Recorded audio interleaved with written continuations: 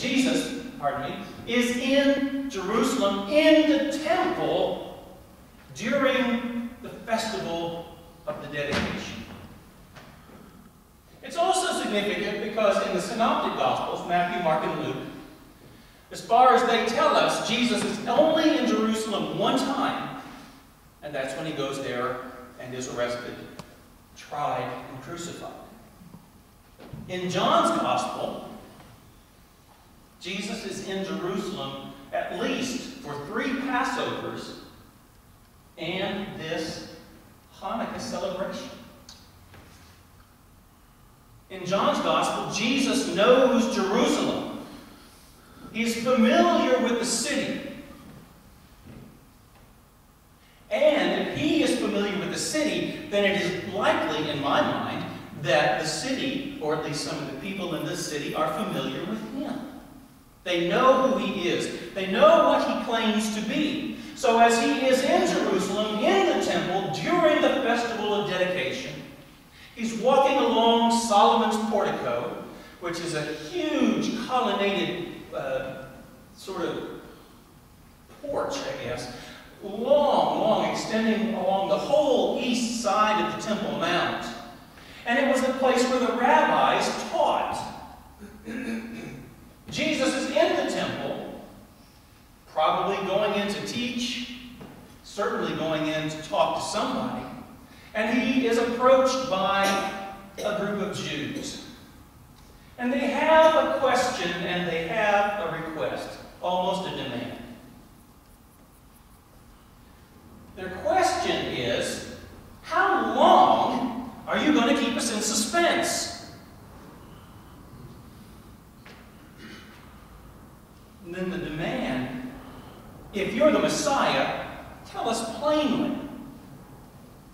Now, lest we think that these Jews are being a bit anxious and awfully impatient, remember that the Jews had been looking for Messiah to come for a long time.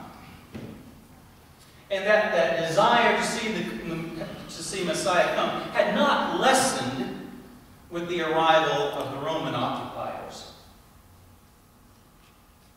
It intensified, you see. They were ready for Messiah to come yesterday. Come on, come on. So if you're Messiah, tell us plainly, how long are you going to make us wait? How long are you going to keep us in suspense? We can't stand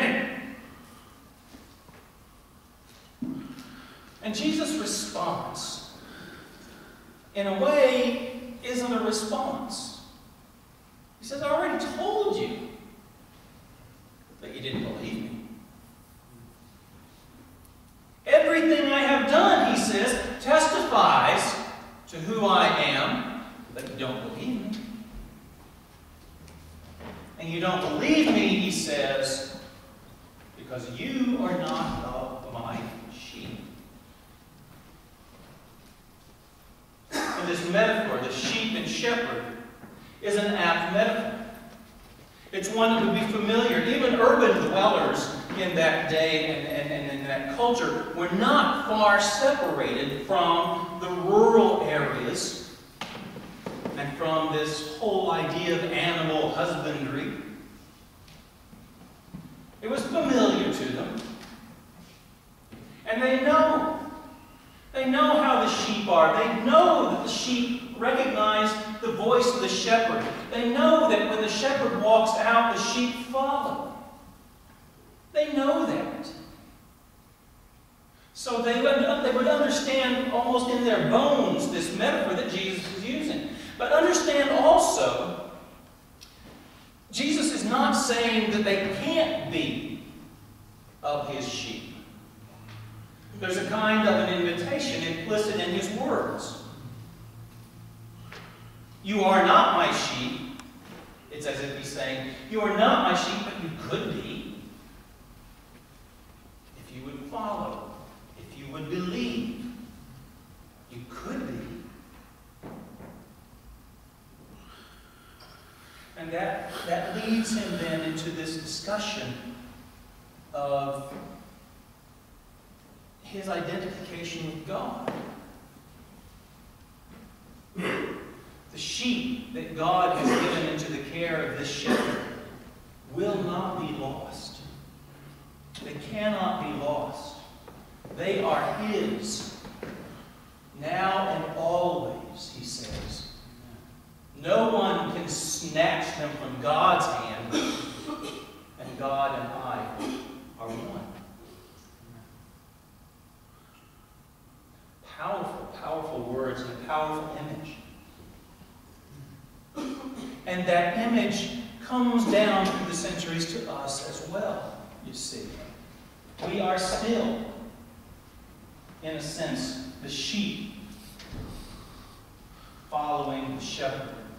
There are a lot of authors in our world today, people like Richard Dawkins and Christopher Hitchens, who are virulent, aggressive in their attacks on religious faith, not just Christianity, but any sort of religion. Dawkins' book, The God Delusion. Hitchens' book, what is it? God is Not Great. Why Religion Poisons Everything.